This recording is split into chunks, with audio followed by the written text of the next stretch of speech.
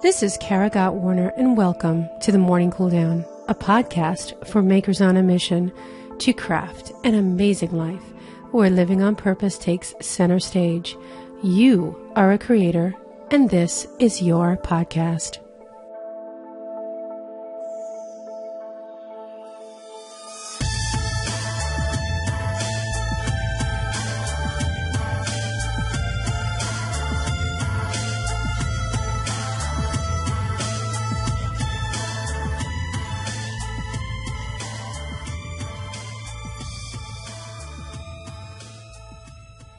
Hey, Kara Gott Warner here, and I want to welcome you to this video version of the Morning Cool Down podcast. Today I want to talk to you about 4 ways that you can maximize your morning mindfulness. And I talk about this on the podcast, and you'll find this in episode 76. So if you type in your browser there, so if you go to morningcooldown.com, you'll find this episode. So you can listen on your iPhone, whatever, you're out for your morning jog. This is like some great inspiration for you to be thinking about, the most effective way to use your time. Now, these 4 tips are just how I do it. It doesn't necessarily mean that you need to do it this way, but it really kind of opens up your mind for thinking about how you can actually use your morning in an effective, very strategic way, I guess, if you will, because, the time in the morning, I feel, is precious and it's fresh. You're usually fresh with ideas, and your willpower is actually at its height in the morning. Because as the day goes on, you use, it's kind of like this thing that happens where you don't have as much willpower. So in the morning, you're fresh, and your mind isn't as busy. It's not racing as much with all of the different things that have been happening throughout your day. So these 4 tips, I'm going to jump into those right now. And the first one is to go with fun first. So I like to say that because let's say you're not a morning person. You don't call yourself a morning person.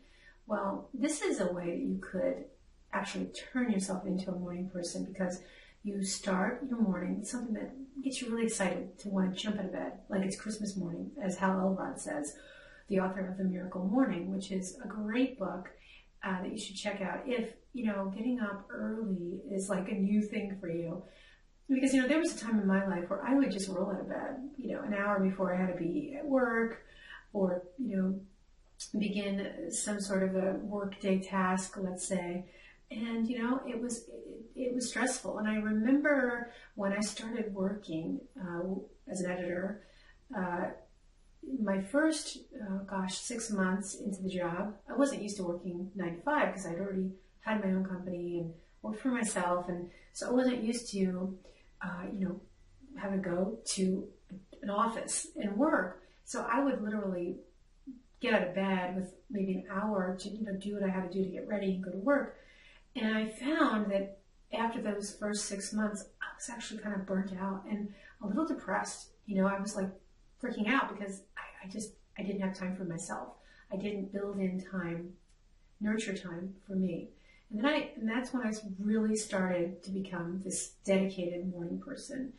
And, it doesn't have to happen just because you have a full-time job. Actually, that was sort of this great vehicle that forced me to really fall in love. Actually, it didn't force me, but I fell in love with the morning because I knew this time was so essential. It was like a launchpad, totally. So let's just say, though, that you are just starting out, or, you're in a little bit of a slump when it comes to your morning. By starting with this concept of fun first, you actually will get excited. You're going to do that thing that you really enjoy. So what is it? What is that thing that makes you want to jump out of bed like it's Christmas morning? For me, it's actually knitting. Okay, I absolutely love to knit. It's relaxing, it's very meditative, and it's something that I really love to do first thing. So I could be sitting in my little chair, my corner. You can't really see it because I'm hearing, this is my all-purpose craft/podcasting studio. So this is where I am. So you get to see where all the podcasts are created right here in this room.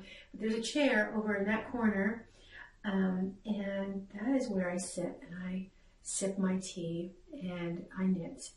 and then journal maybe.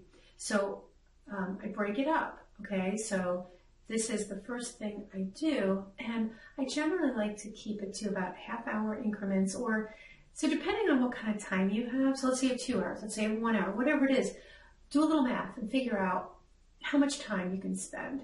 And you know what? If you only have an hour, you can use a little something called an hour of power. And I first learned about this or heard about this from Brian Tracy, who first mentioned this. I'm not sure, I can't recall what book it was, but that's exactly what it implies, is this hour where you're breaking things up into 20-minute increments, or whatever many minutes you actually need. But the example was 20 minutes, and to do 3 things with the fullest intention. And that can really create a very fulfilling experience just in 1 hour. It's just amazing. So that was number 1. So fun first. Find that fun thing, or that thing that really gets you excited. So number 2, what is number 2? Number 2 is silence. So going within, so that's meditation or prayer, something that's very reflective. And so by this time, when I go into number 2 category on my list, I am already awake. Maybe a half hour has passed.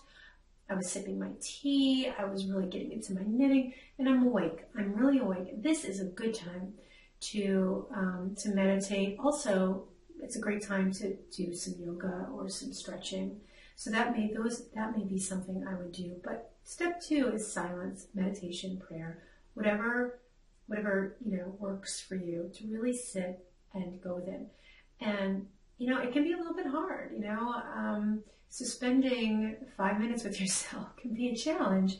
Sometimes it's a lot easier to just jump into email, isn't it? But yeah, that's the easy thing, believe it or not. Yes, and answering emails, even though they're annoying, but to sit with yourself for 5 or 10 minutes.